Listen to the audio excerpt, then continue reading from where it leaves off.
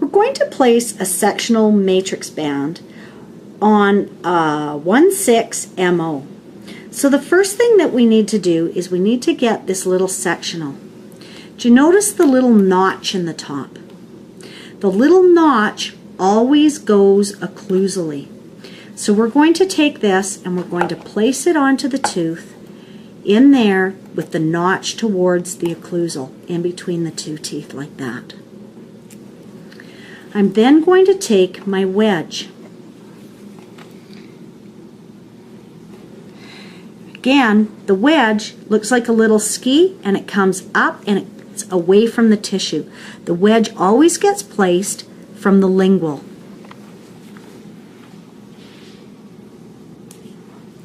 I'm going to hold the band down and I'm going to place the wedge.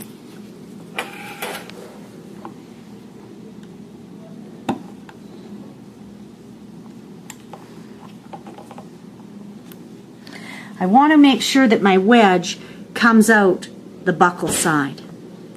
I'm now going to place the bitine ring.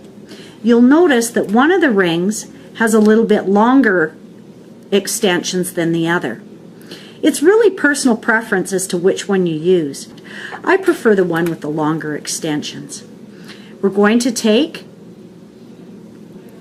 our dental dam forceps and we're going to place this ring.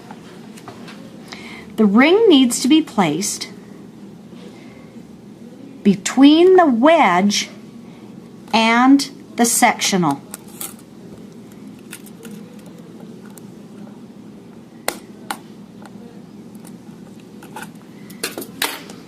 You can see that I have my ring placed down between my band and between the wedge on both sides, lingual and buccal.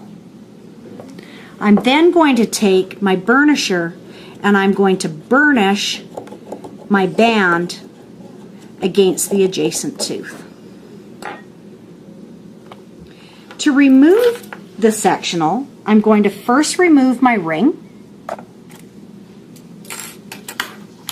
I'm then going to remove my wedge. And I'm going to remove my sectional.